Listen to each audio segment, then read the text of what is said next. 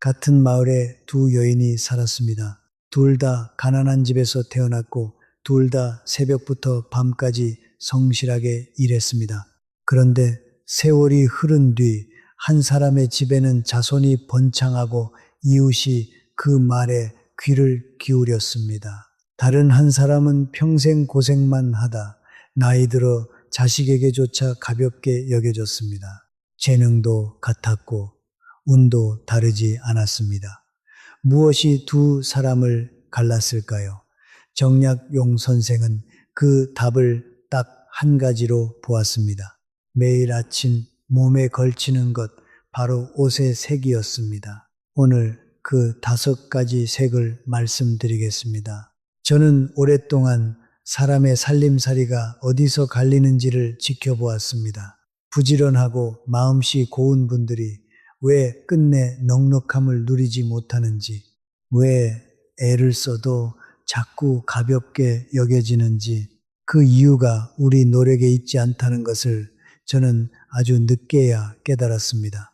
답은 뜻밖에도 그분들이 아침마다 무심코 집어드는 옷 한 벌에 숨어 있었습니다. 여기서 한 가지는 분명히 하고 시작하겠습니다. 이것은 미신이 아닙니다. 색을 바꾼다고 하늘에서 돈이 떨어지지는 않습니다. 다만 색은 여러분의 마음가짐을 바꾸고 그 마음가짐이 사람을 대하는 태도를 바꾸고 그 태도가 사람을 끌어당깁니다. 그리고 사람이 곧 재물입니다. 풍수는 여러분의 노력을 대신하지 못합니다. 다만 그 노력이 헛되지 않도록 길을 닦아 드릴 뿐입니다. 오늘 이야기도 그 길 하나입니다. 먼저 옛 이야기 한 자락을 펴보겠습니다. 지금으로부터 200여 년 전 정약용 선생은 전라남도 강진의 작은 마을로 유배를 떠나셨습니다.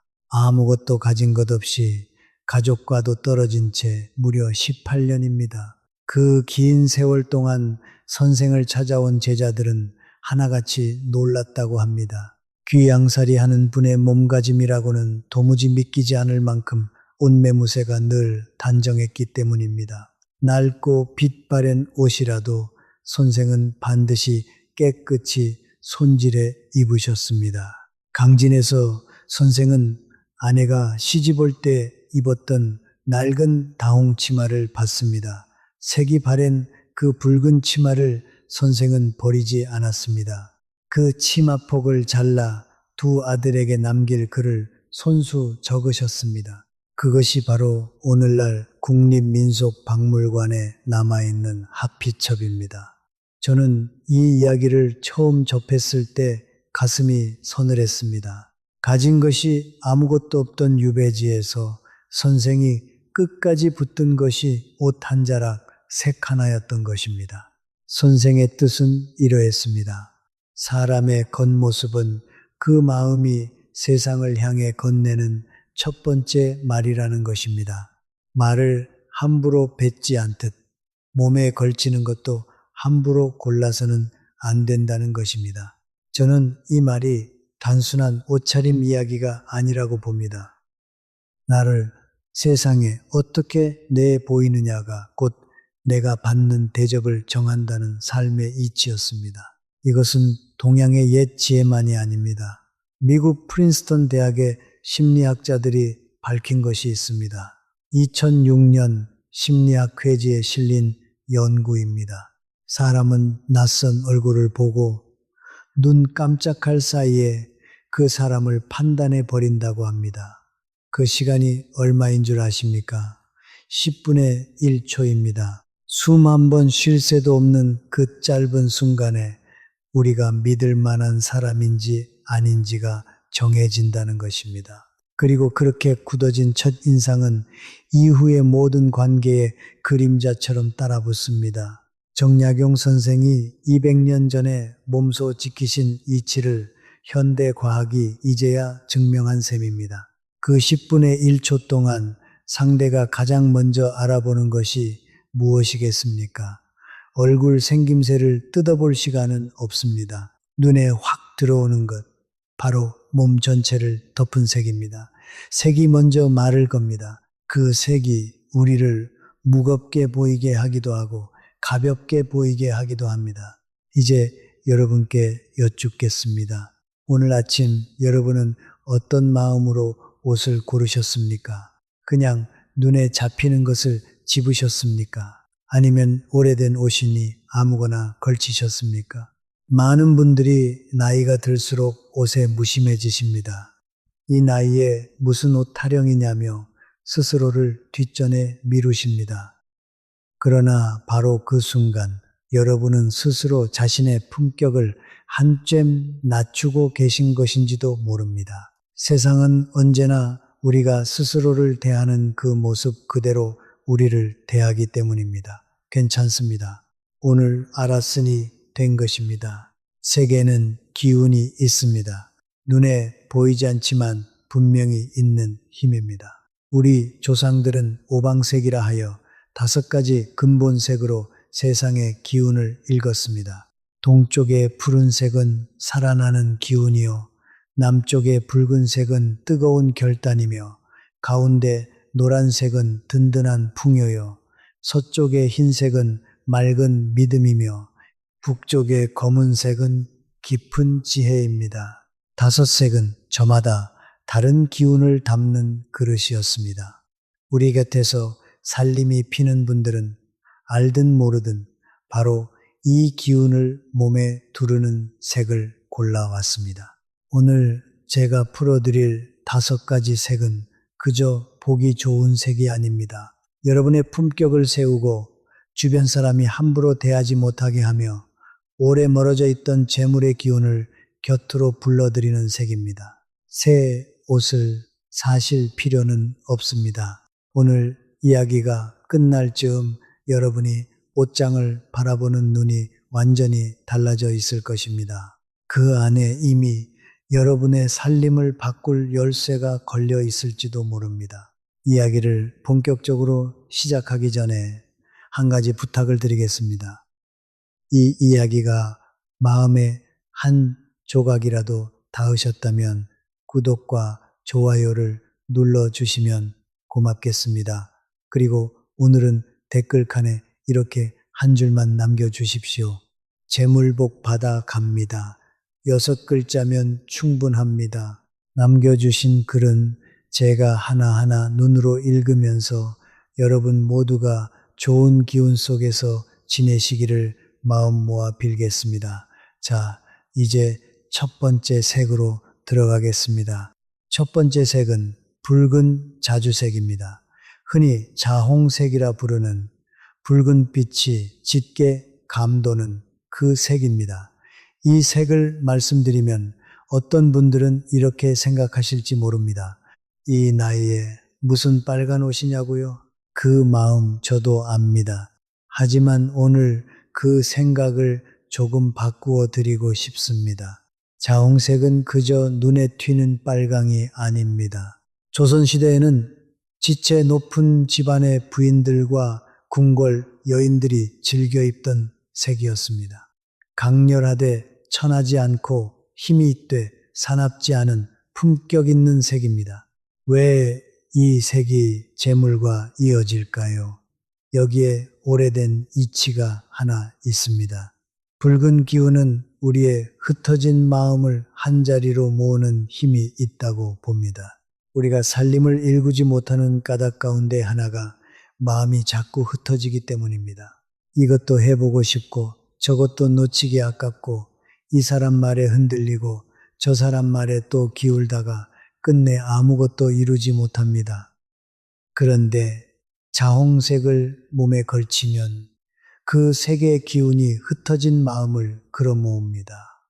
우리 마음에 결단이 서고 돈의 흐름을 놓치지 않는 눈이 열립니다. 이것은 마음의 착각만은 아닙니다. 색채를 오래 연구한 이들은 붉은 계열의 색이 사람의 맥박과 집중을 끌어올린다고 말합니다. 붉은빛 앞에서 사람은 저도 모르게 정신이 또렷해집니다. 쉽게 말해 자홍색은 처진 기운을 깨우는 색입니다. 아침에 이 색을 두르면 그날 하루의 몸가짐부터 달라집니다. 제가 아는 한 분의 이야기를 들려드리겠습니다. 진주의 한 시골 마을에 사시는 81살 하정수님입니다. 이분은 젊어서부터 유난히 자주색 계열의 옷을 즐겨 입으셨습니다. 처음에 마을 사람들은 수군거렸다고 합니다. 저 사람은 왜 저리 옷을 화려하게 입느냐고요. 그런데 세월이 지나면서 사람들은 알게 되었습니다. 그분이 손 떼는 일은 이상하게도 잘 풀렸습니다. 손바닥만 한 텃밭으로 시작한 농사가 마을에서 제일 큰 규모가 되었고 어려운 결정을 앞둔 순간마다 그분의 판단은 늘 정확했습니다. 사람들은 어느새 그분의 말에 귀를 기울였고 그분은 자연히 마을에서 가장 존경받는 어른이 되셨습니다. 색 하나가 사람을 그렇게 만들었느냐고요. 색이 마음을 세우고 그 마음이 사람을 세운 것입니다. 그런데 여기서 반드시 조심하실 것이 있습니다. 자홍색이 좋다고 하여 위아래를 온통 붉은색으로 도배하시면 안 됩니다. 그러면 기운이 넘쳐 오히려 사람을 부담스럽게 만듭니다. 저고리 하나, 목도리 하나, 조끼 하나, 몸의 한 곳에만 이 색을 들이십시오. 그것으로 충분합니다. 그리고 이 색은 결단이 필요한 날에 어울립니다. 오랜만에 사람들을 만나는 자리, 기싸움이 필요한 날, 내 뜻을 분명히 세워야 하는 날, 그런 날 아침 자홍색 하나를 몸에 걸쳐 보십시오. 오늘 자홍색에서 챙기실 한 줄은 이것입니다. 붉은 자주색은 흩어진 마음을 모아 결단을 세우는 색이다. 이 한 줄만 마음에 담으셔도 오늘은 충분합니다. 이제 두 번째 색으로 가보겠습니다. 두 번째 색은 티 없이 맑은 흰색입니다. 흰색이라고 하면 많은 분들이 수수하고 밋밋한 색이라 여기십니다.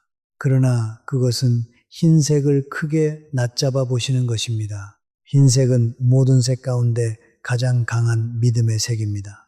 우리 조상들이 예로부터 흰옷을 즐겨 입어 백의 민족이라 불린 데에는 다 그만한 뜻이 있었습니다. 우리 몸에 밴 그 흰빛이 결코 헛것이 아니었습니다. 옛 어른들은 맑고 깨끗한 사람에게 재물이 스스로 찾아든다고 하셨습니다. 여기서 깨끗함이란 몸을 씻는 것만을 말하지 않습니다. 마음의 맑음, 말의 참됨, 그리고 삶의 한결같음을 뜻합니다. 흰옷을 즐겨 입는 사람은 곁에 있는 이들에게 말없이 이런 신호를 보냅니다. 나는 숨기는 것이 없습니다. 나는 믿어도 좋은 사람입니다. 사람들은 그 신호를 알아채고 자연스럽게 그 사람에게 중요한 일을 맡기고 큰 기회를 건넵니다. 우리 삶에서 믿음은 곧 인연이 되고 인연은 곧 재물이 됩니다. 이 이치는 생활 속 과학으로도 어긋나지 않습니다. 밝고 환한 색은 사람의 눈을 편안하게 하고 마주 앉은 이의 경계심을 풀어줍니다. 흰빛을 두른 사람 앞에서 사람은 저도 모르게 마음의 빗장을 조금 내려놓습니다. 어두운 색만 걸친 사람과 목덜미에 맑은 흰빛을 두른 사람, 처음 보는 순간 누구에게 더 마음이 열리겠습니까? 답은 이미 여러분이 알고 계십니다. 충청도의 한 작은 마을에 평생 흰 저고리와 흰 치마를 즐겨 입으신 백은심님이 계셨습니다. 올해 74이 되셨습니다. 이분은 특별히 많이 배우신 것도 아니고 말솜씨가 화려한 것도 아니었습니다.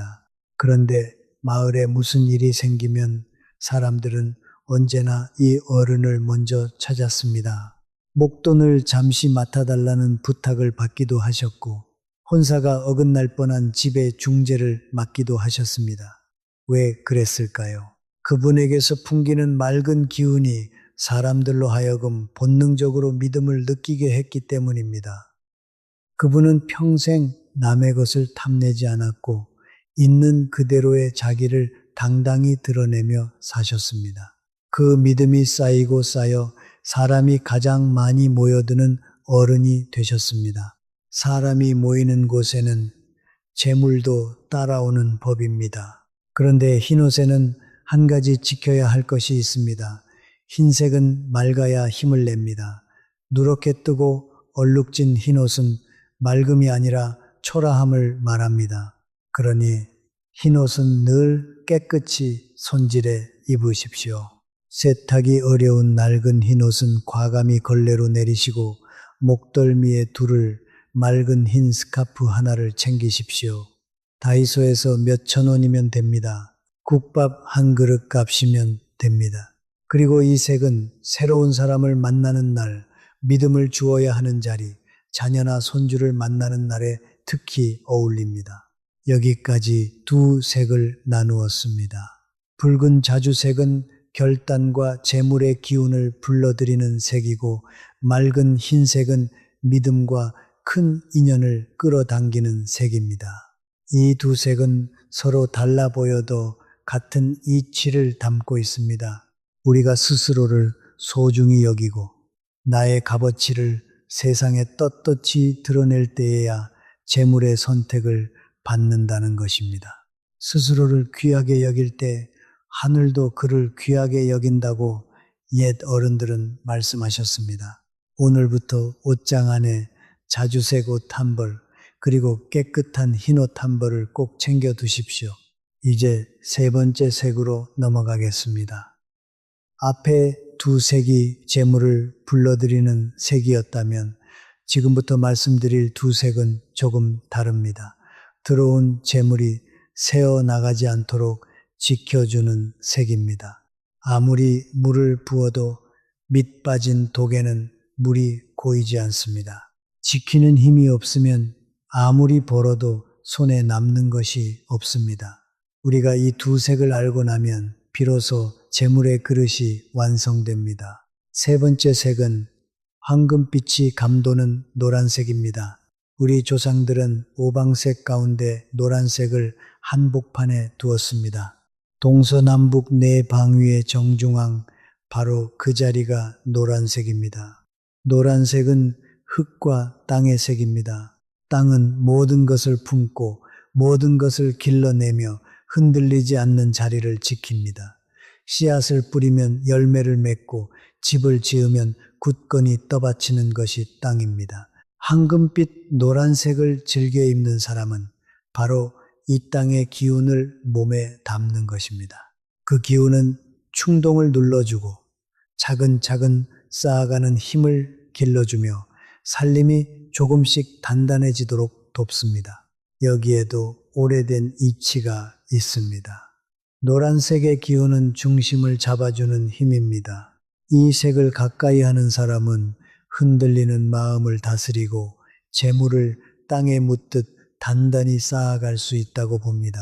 저는 이 말이 그저 옛말이 아님을 삶 속에서 수없이 보았습니다.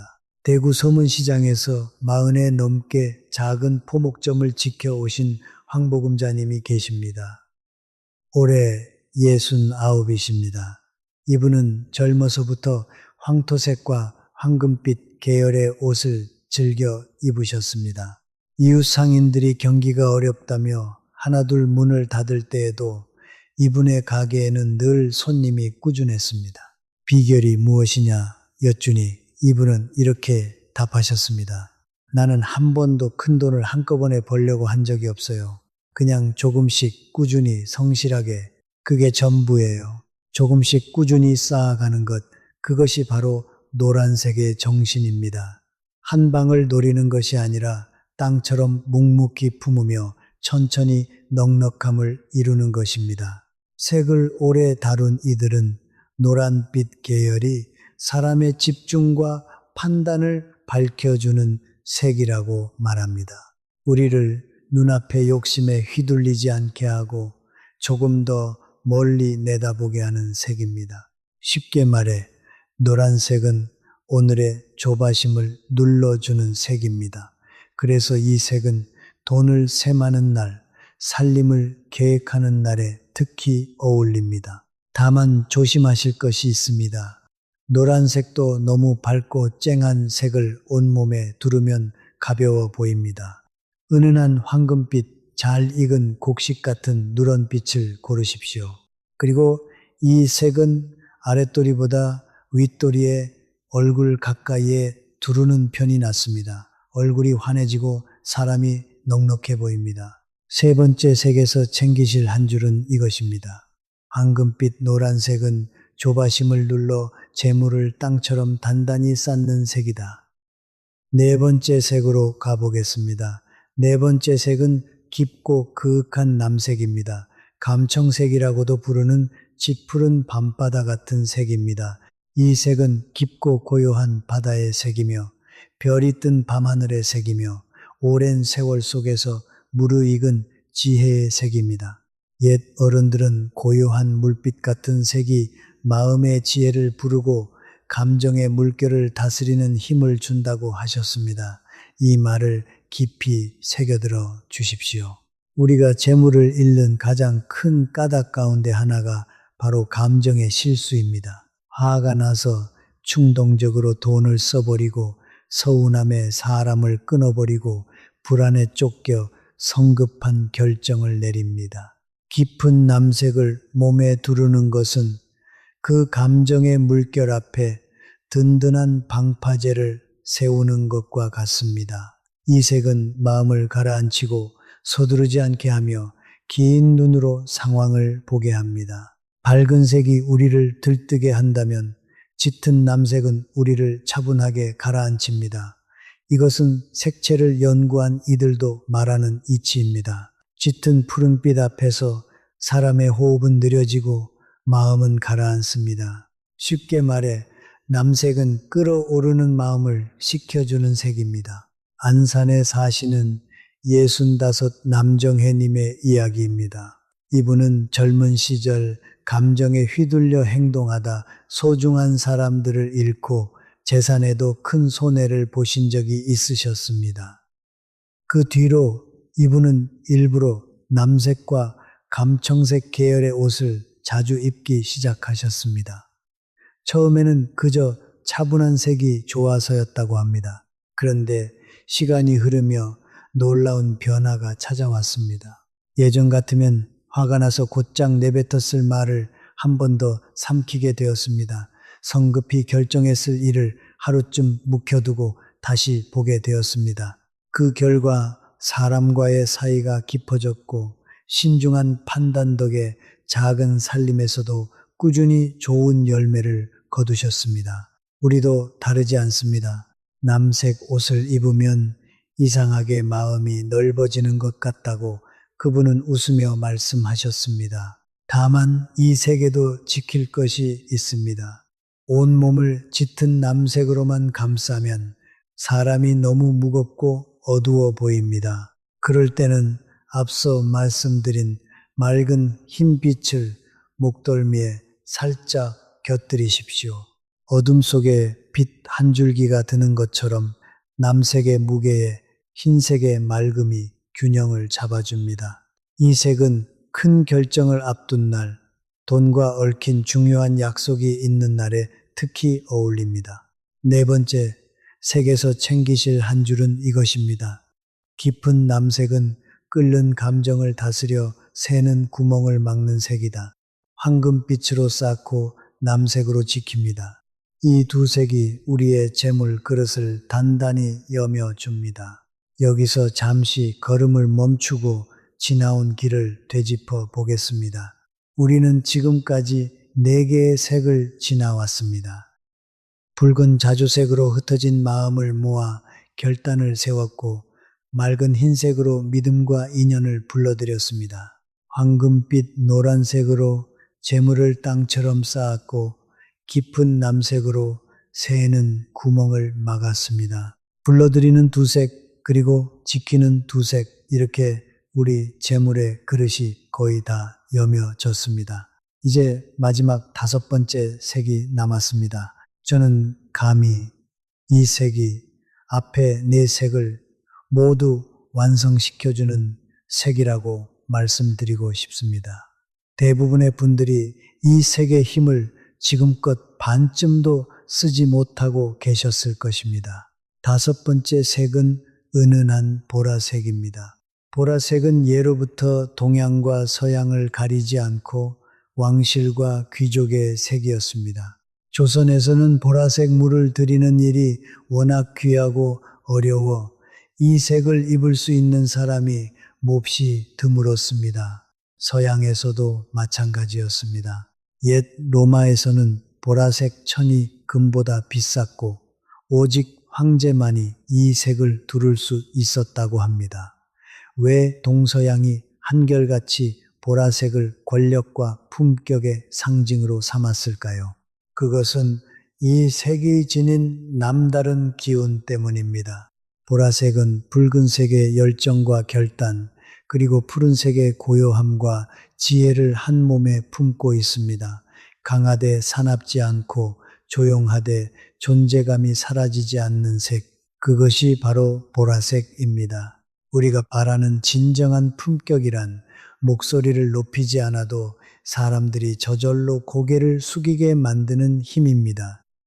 그 힘은 겉으로 드러내는 것이 아니라 조용히 쌓아온 마음에서 우러납니다. 보라색은 바로 그 조용한 힘의 색입니다. 이 색을 즐겨 입는 사람은 큰 소리로 자기를 내세우지 않아도 방 안에 들어서는 순간 사람들이 그 존재를 알아챕니다. 입을 열기도 전에 사람들은 이미 그 말에 귀를 기울일 채비를 합니다. 제가 지금도 잊지 못하는 한 분이 계십니다. 창원의 한 작은 도시에 사시는 67 도라연 님입니다. 이분은 오랫동안 며느리와의 사이로 마음에 깊은 멍이 들어 있으셨습니다. 명절마다 며느리는 이분을 마치 집안의 낡은 가구처럼 대했고 손주들조차 할머니에게 인사를 제대로 하지 않았습니다. 그 서러움을 이분은 홀로 삼키며 수십 년을 지내셨습니다. 그러던 어느 날 이분은 마음을 정하셨습니다. 더 이상 서러움을 속으로만 사귀지 않겠다고요. 그러나 싸우거나 따지는 길이 아니라 스스로의 품격을 높이는 길을 택하셨습니다. 그 첫걸음이 바로 옷차림이었습니다.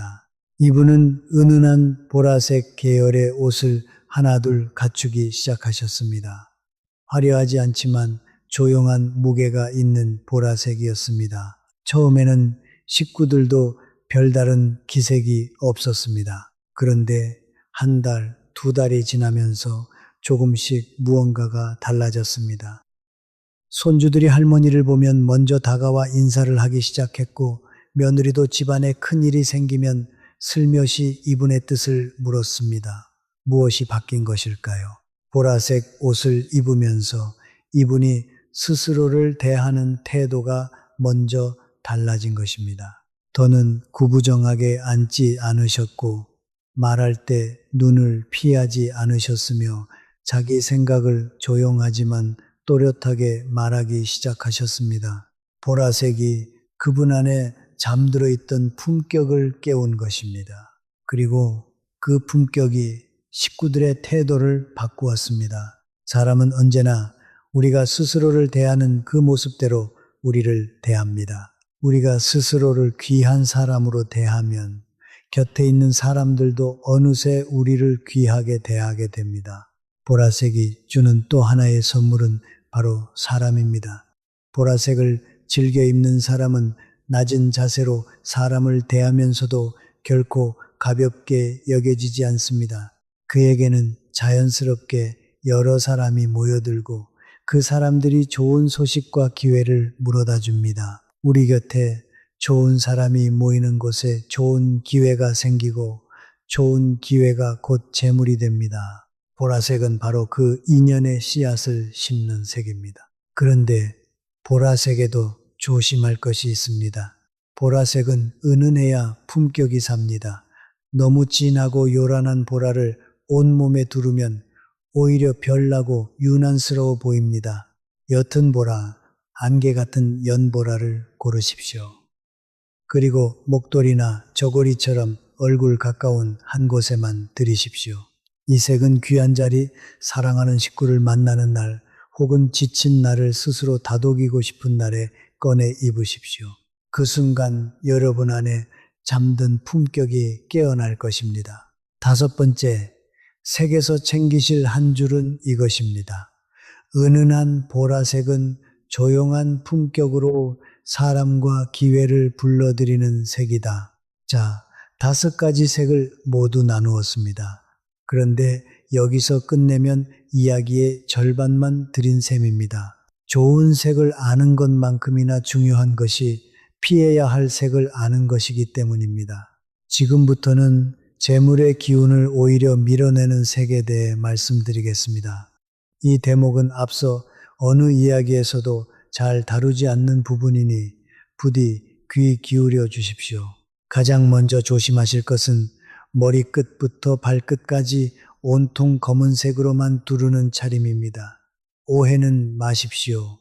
검은색이 나쁜 색이라는 말이 아닙니다. 검은색은 본디 북쪽에 깊은 지혜를 담은 귀한 색입니다. 다만 그 색으로 온몸을 덮으면 기운이 안으로만 가라앉아 사람이 무겁고 어두워 보입니다. 밖으로 뻗어나가야 할 우리 재물의 기운이 검은 옷 속에 갇혀버립니다. 나이가 들수록 검은 옷만 찾게 되는 마음 저도 압니다. 때가 덜 타고 아무데나 잘 어울리고 몸매도 가려주니까요. 험한 시절을 아껴 건너온 우리 세대일수록 그렇습니다. 그 마음이 잘못은 아닙니다. 다만 오늘부터는 그 검은 옷 위에 오늘 배운 색 하나를 얹으십시오. 목덜미에 흰빛 한 줄, 가슴께에 자홍빛 한 점, 그것만으로 갇혀있던 기운이 숨을 쉽니다. 두 번째로 조심하실 것은 빛이 바래고 칙칙하게 죽은 색의 옷입니다. 한때는 고운 색이었으나 여러 해 입고 빨아 누렇고 흐릿해진 옷들입니다. 이런 옷은 색이 문제가 아니라 죽은 기운이 문제입니다. 죽은 색을 몸에 두르면 우리도 모르게 스스로를 낡은 사람으로 여기게 됩니다. 그리고 세상도 우리를 그렇게 봅니다. 옷장을 열어 빛이 다 죽은 옷들은 오늘 과감히 걸레로 내리십시오. 비워야 채워지는 법입니다. 1년 넘게 손이 가지 않은 옷은 기운을 붙잡아두는 도둑일 뿐입니다. 세 번째로 조심하실 것은 남을 따라 아무 색이나 걸치는 습관입니다. 옆집이 좋다니 나도 사고 텔레비전에 나왔다니 나도 입고 그렇게 고른 색에는 내 마음이 담기지 않습니다. 색은 반드시 오늘 우리가 어떤 사람이 되고 싶은지를 생각하며 고르셔야 힘을 냅니다. 괜찮습니다. 오늘 이 이야기를 들으셨으니 이제부터 하시면 됩니다. 여기까지 들으시고 이런 걱정을 하시는 분이 계실지 모릅니다. 좋은 말씀은 알겠는데 나는 옷장에 옷도 몇 벌 없고 새 옷 살 형편도 못 된다고요. 마침 한 분이 이런 사연을 보내오셨습니다. 전주에 사시는 63 표순옥 님입니다. 첫 줄이 이렇게 시작합니다. 선생님, 저는 사글세 단칸방에 살고 옷장이라고 부를 것도 없이 옷 몇 벌이 전부입니다. 이런 저도 색을 바꿀 수 있겠습니까? 저는 이렇게 답을 드렸습니다. 오히려 그런 분께 이 이야기가 가장 큰 힘이 됩니다. 온몸을 5색으로 갈아입으라는 것이 아닙니다. 얼굴 가까운 한 곳, 목덜미 한 층미면 충분합니다.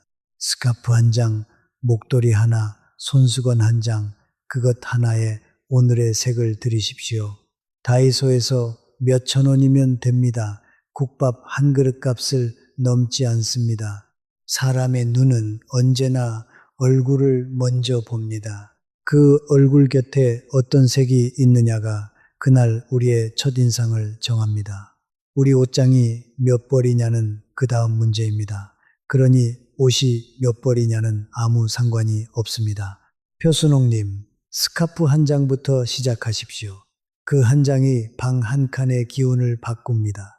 이제 5색을 어떻게 몸에 들일지 실제 방법을 말씀드리겠습니다. 어렵지 않습니다. 오늘 밤 당장 시작하실 수 있는 것들입니다. 첫째, 지금 옷장 문을 열어보십시오. 오늘 말씀드린 5색, 자주색과 흰색과 노란색과 남색과 보라색 계열의 옷이 이미 그 안에 있는지 살피십시오. 많은 분들이 이 색 옷을 가지고 계시면서도 어쩐지 손이 가지 않아 구석에 밀어두고 계십니다. 오늘부터는 그 옷들을 앞으로 꺼내 눈에 잘 띄고 손이 쉽게 닿는 자리에 두십시오. 우리는 눈에 보이는 것에 저절로 손이 가는 법입니다. 변화는 거창한 결심이 아니라 오늘 아침 우리 손에 쥐는 것에서 시작됩니다. 둘째, 그날의 자리에 맞는 색을 고르십시오. 모든 색이 모든 자리에 어울리는 것은 아닙니다. 자녀나 손주를 만나는 날에는 은은한 보라색이나 맑은 흰색을 고르십시오. 식구들의 존경과 믿음을 자연스럽게 불러옵니다. 오랜만에 벗을 만나거나 잔칫집에 가는 날에는 붉은 자주색이나 황금빛을 고르십시오.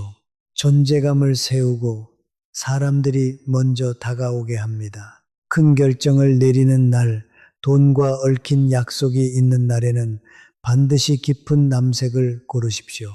마음을 가라앉혀 감정에 휩쓸리지 않는 판단을 돕습니다. 셋째, 색을 입을 때 마음가짐을 함께 입으십시오. 이것이 가장 중요합니다. 보라색 옷을 걸치면서 속으로는 여전히 나 같은 사람이 무슨 하고 생각하신다면 그 색의 힘은 절반도 나오지 않습니다. 옷을 입는 순간 그 색이 품은 기운을 함께 입는다고 여기십시오. 자주색을 입으며 되뇌십시오.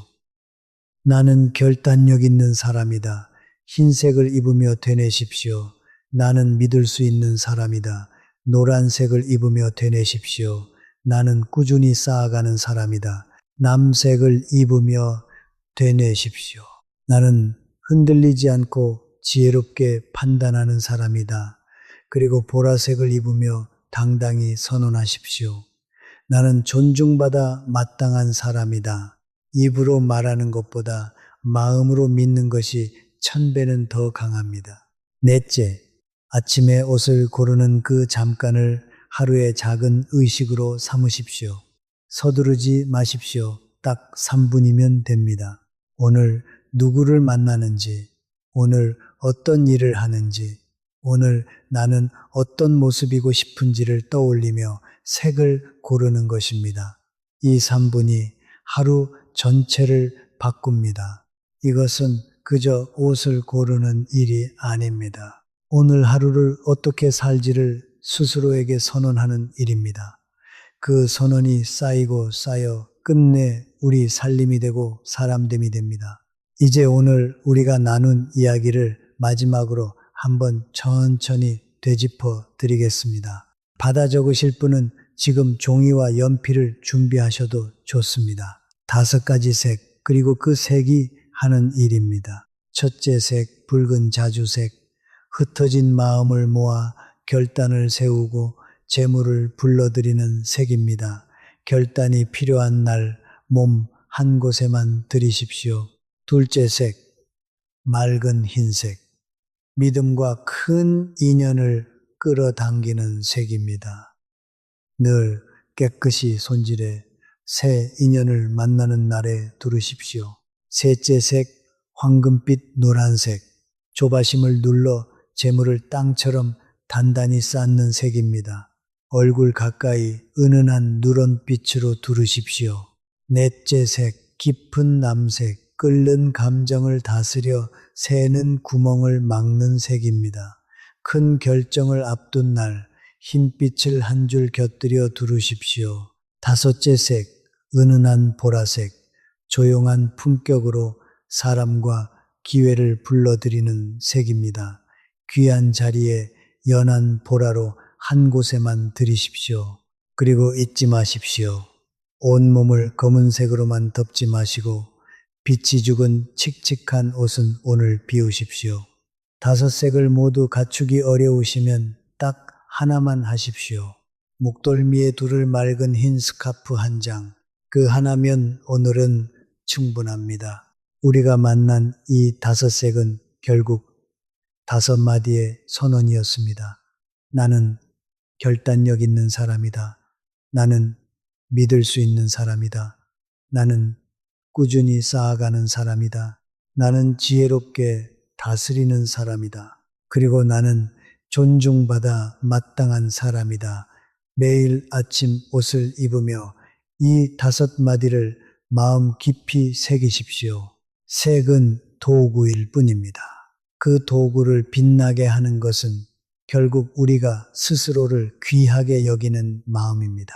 그 마음이 없으면 어떤 색도 어떤 비단옷도 여러분을 빛나게 하지 못합니다. 그러나 그 마음이 있다면 낡은 옷 한 벌도 우리를 세상에서 가장 품격 있는 사람으로 만들어줍니다. 정약용 선생이 유배지의 가난 속에서도 끝까지 온매무새를 지키신 까닭이 바로 여기에 있습니다. 내가 나를 귀하게 여기는 한, 하늘도 나를 버리지 않는다. 이것이 오늘 우리가 함께 나눈 모든 이야기의 뿌리입니다.